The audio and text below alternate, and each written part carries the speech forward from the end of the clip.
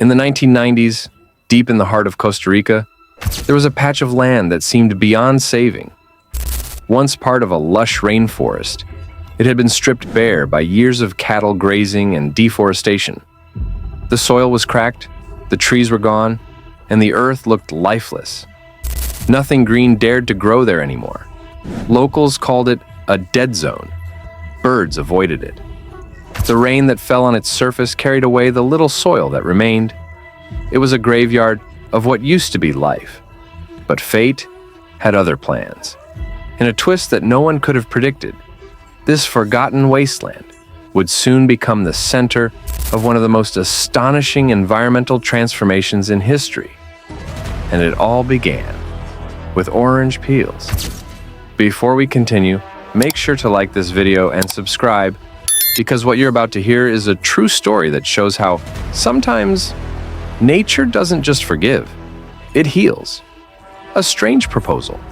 In 1996, two ecologists, Daniel Jansen and Winnie Hallwachs, were working in the Guanacaste Conservation Area of Costa Rica. They had spent years trying to protect the forests from human destruction. But they were also realists. They knew that conservation wasn't just about planting trees. It was about finding creative ways to work with people, even corporations, to heal the planet. That's when they came across a local fruit company called Del Oro. It was one of Costa Rica's biggest orange juice producers. The company had a massive problem: tons of leftover orange peels and pulp waste from its factories. Disposing of it was costly and messy.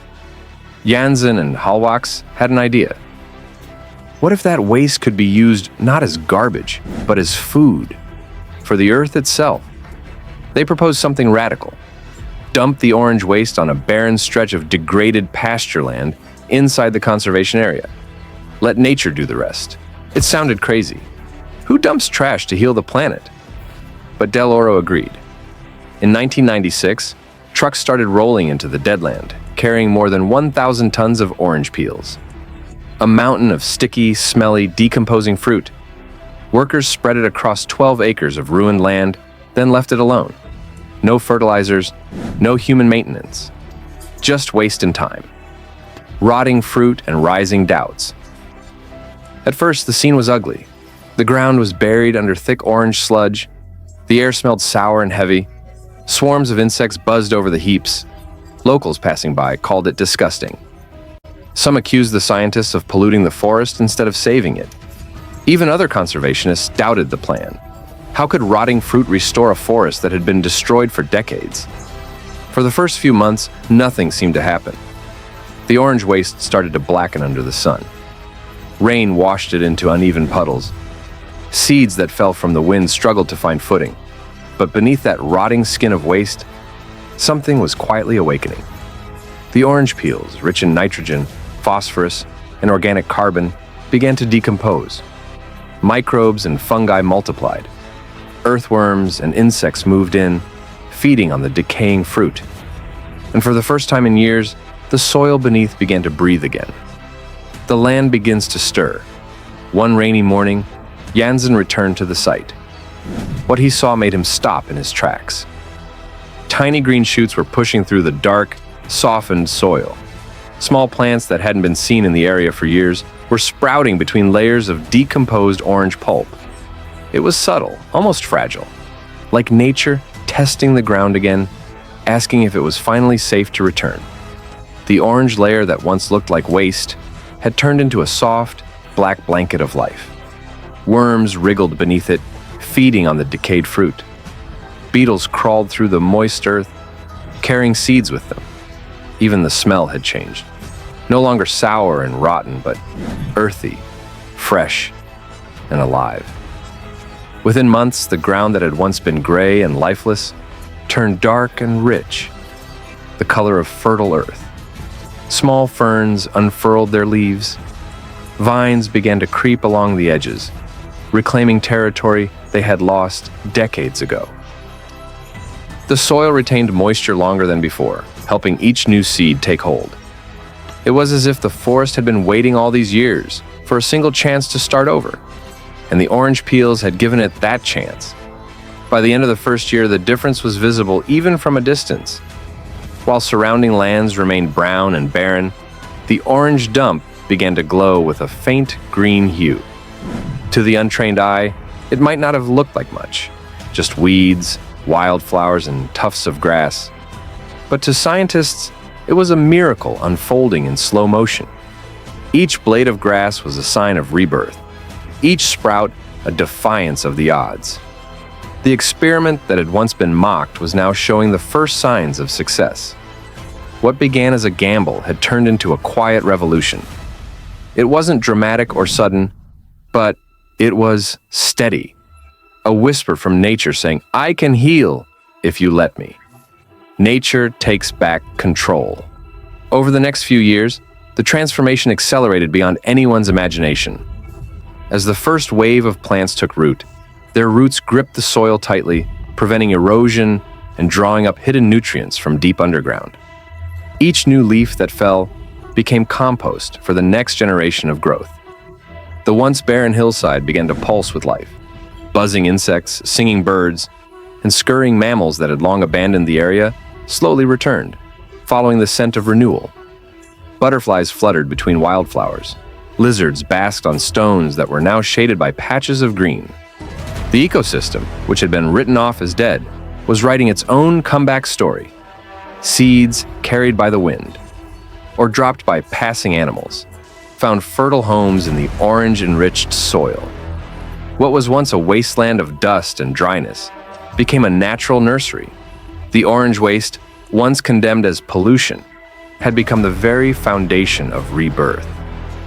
Microbes, invisible armies of life, feasted on the organic matter, breaking it down into minerals and nutrients. They turned decay into nourishment, and the barren ground into a living, breathing ecosystem. The soil was no longer just dirt. It had become a network of energy, moisture, and balance. An underground city of fungi, bacteria, and roots working together. What made this miracle even more fascinating was how perfectly balanced it was. The orange nutrients didn't create chaos or overgrowth. Instead, they awakened the island's natural rhythm. Every species, from the tiniest ant to the tallest grass, found its role in this recovering system. The orange peels didn't just feed plants, they reactivated entire biological cycles that had been dormant for decades. The soil began to act like a sponge, trapping rainwater and releasing it slowly, allowing life to flourish even during dry spells. Streams that had long been dry began trickling again, faint but alive. Rain that once washed away the fragile topsoil now soaked deep into the rich, black earth, feeding the new roots that held it together. Small shrubs turned into bushes, bushes turned into saplings, and soon, those saplings began to stretch skyward, their branches reaching for the light that once scorched this land. Within just a decade, the area started to resemble a young, thriving forest, alive, dense, and self-sustaining. And the most astonishing part of it all? No one had planted a single tree. No one had watered or fertilized the land. This was nature's own design, unfolding without human interference. What humans had thoughtlessly dumped as waste became the spark of restoration. It was as if nature had taken humanity's mistake and said, "You see, even from your leftovers, I can rebuild." An experiment forgotten. After the initial dumping, Del Oro moved on to other projects. The company's focus shifted back to production and profits, leaving the old dumping site as nothing more than a forgotten corner of their past. Jansen and Hallwachs, meanwhile, continued their conservation efforts elsewhere, working tirelessly across Costa Rica to protect endangered ecosystems and educate local communities about the importance of biodiversity. The orange waste experiment, once a small, hopeful spark, slowly faded from discussion. There were no follow-ups, no headlines, no recognition. To most people, it was as if it had never happened at all. Years passed. The once barren hillside that had been buried under rotting fruit became a ghost of a memory. Grass grew over the truck tracks. The edges of the site blended seamlessly into the surrounding wilderness. Visitors passed by without knowing they were walking over what had once been labeled a dump. The experiment had slipped from public memory, buried under years of silence and inattention. Scientists moved on to newer studies. Governments shifted priorities, and the world's environmental focus turned elsewhere. But while humans forgot, nature continued its patient work, quietly, persistently, without need for validation or applause. The forest grew in silence. Beneath the canopy, roots deepened and intertwined, forming invisible networks of communication and exchange. Fallen leaves decomposed into rich humus, feeding the soil year after year. Animals that had once abandoned the barren slope began to return. First insects, then birds, then mammals. The air that had once been dry and hot now carried the scent of moisture and growth. Each passing season added another layer of life. By the early 2000s, the site had become something extraordinary, though no one was there to see it. Trees towered where only shrubs had once stood. The ground was thick with vines, moss, and ferns. Sunlight filtered through branches in golden streaks, illuminating clouds of butterflies and humming insects. It wasn't just a patch of recovered land. It was a fully functioning forest, alive and independent. And yet, the world remained unaware. No scientific papers were written, no documentaries made, no celebrations held. The orange peel experiment was not listed in environmental journals or spoken of in conferences. It simply existed, a forgotten miracle, healing itself in the background of human history. And perhaps that was the most poetic part of it all, that even without human eyes to witness it, nature remembered. The land that had once been wounded by industry and neglect was quietly rewriting its story, not out of revenge, but out of resilience. Because while people tend to forget, nature never does. A rediscovery 2 decades later. In 2013, almost 2 decades after the experiment began, a young Princeton researcher named Timothy Troyer stumbled upon the old reports of Jansen and Hallwachs. Curious, he decided to visit the site himself. With a small team, he traveled deep into the Guanacaste forest. Guided by the old maps, he eventually reached the location where the orange waste had been dumped. What he found left him speechless. Before him stood a lush, dense forest, so thick that it was hard to walk through. Towering trees stretched toward the sky. The ground was covered in green vines, moss, and fallen leaves. The air was cool and filled with the sound of birds and insects. At first, Troyer thought he was in the wrong place. This couldn't be the barren land from the 1990s. So he checked the coordinates again and again. He was standing exactly where the orange waste had been dumped. The difference was astonishing. To truly understand what had happened, Troyer's team compared the orange site to an adjacent area that had not received the waste. The contrast was shocking. The untreated land remained dry and covered with grass, with only a few small trees scattered across it. The soil there was thin, almost lifeless. But the orange-treated land looked like a completely different world. Vibrant, humid, alive. Tree cover was nearly 300% higher, and the soil contained more nutrients than any other patch nearby. Where humans had failed to restore nature, garbage had succeeded. The science behind the miracle. So, what exactly happened beneath the surface? The secret lay in decomposition. When the orange peels broke down, they created a layer of rich organic matter that trapped moisture and fed microorganisms. That triggered a chain reaction. Microbes enriched the soil with nutrients. Plants used those nutrients to grow faster. As plants grew, they shaded the soil and prevented water loss. Animals arrived, spreading more seeds. Over time, the process became self-sustaining. It was the perfect demonstration of how waste, if treated correctly, can become the building block of new life. And ironically, it happened by accident. A lesson in humility. When scientists finally presented their findings, the story spread across the world like wildfire. News outlets, researchers, and environmentalists couldn't believe what they were seeing. A wasteland transformed into a thriving rainforest, all because of discarded orange peels. It was hailed as the orange peel miracle, a living example of how nature could heal itself when given a chance. Photos of the site, once gray and barren, now bursting with vibrant greens and towering trees, flooded scientific journals and environmental forums. People called it a revolution in ecological restoration, a beacon of hope in an age defined by deforestation and pollution. But Jansen and Halwaks saw it differently. To them, it wasn't a miracle. It was a message. They had always believed that nature didn't need to be micromanaged or controlled.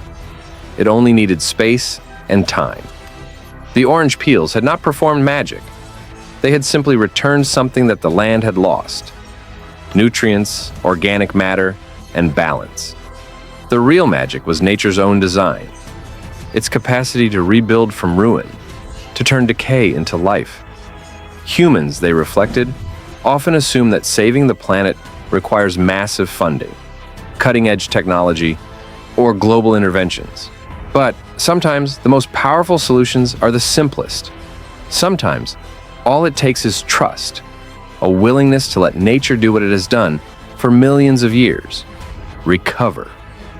The orange peel experiment proved that ecological recovery doesn't always need to be engineered. It can be encouraged, nurtured, and invited. It showed that progress isn't always about human invention. Sometimes it's about human restraint. And in that quiet understanding lay the most profound lesson of all, that when we work with nature, instead of against it, miracles don't just happen. They become inevitable. The smell of hope. Locals who once mocked the idea of dumping waste in the forest began to visit the site. They were stunned to see the thick jungle that had replaced the barren pasture. Children played under trees that hadn't existed when their parents were young. The air smelled sweet and earthy, no longer of rot and decay, but of life. For the people of Guanacaste, it became a symbol of hope, proof that mistakes can become miracles, and that even what we throw away has the power to heal if we let nature decide its purpose. The irony of waste. Around the world, millions of tons of organic waste are dumped in landfills every year. They rot, release methane, and pollute groundwater. But this story challenged that entire system. What if, instead of treating waste as poison, we treated it as medicine? For the earth? The experiment didn't just restore a forest. It questioned humanity's entire relationship with nature. It reminded us that trash is a human invention. In nature, nothing is wasted. Every death feeds new life. Every ending is a beginning, from neglect to renewal. By the 2020s, the orange forest had become a thriving ecosystem. Scientists recorded more than 100 species of plants, dozens of bird species, and countless insects living there. The soil was deeper, darker, and richer than ever. Streams flowed through the undergrowth, carrying clear water that had once been clogged with mud. What was once a barren patch of land had become one of the healthiest microforests in Costa Rica, all because of an act most people would have called dumping garbage. The deeper message. This story isn't just about oranges or forests. It's about how we see our place in the world. Humans often try to control nature, to fix it, manipulate it, and bend it to our will. But, as the story of Costa Rica's orange forest shows, the greatest transformations happen when we trust nature instead of dominating it. Jansen once said, "We don't have to be the architects of nature. We just have to stop being its enemies." Those words ring truer today than ever. The forest that taught the world today. Researchers use the orange peel experiment as a case study in ecological restoration. It's inspired similar projects in other countries, using coffee waste, banana leaves, and organic compost to heal degraded lands. The forest in Guanacaste has become living proof that small, low-cost interventions can change the planet's future. It's a silent monument to cooperation between humans and nature, between science and simplicity. A second chance for the Earth. As the sun sets over the hills of Costa Rica, golden light filters through the leaves of trees that were never supposed to exist. The wind carries the scent of oranges, faint but unmistakable, a reminder of where it all began. It's almost poetic. The waste from a fruit that symbolizes vitality became the very seed of rebirth. In a world drowning in pollution and despair, the orange forest stands as a whisper of hope. It tells us that nature doesn't need us to be perfect, just humble enough to give it a chance. So the next time you throw away an orange peel, remember, it might not be waste at all. It might just be the beginning of something extraordinary. Conclusion. What we learned. The story of Costa Rica's orange forest teaches us that solutions to our biggest environmental problems might be hiding in plain sight. That waste isn't always the end. Sometimes, it's the start of a new cycle, a new life. And that maybe the most powerful thing humans can do for the Earth isn't to dominate it, but to step back, listen, and let it breathe again. If you found this story inspiring, don't forget to like this video, subscribe, and share it with someone who still believes nature can heal itself. Because this story proves that it can.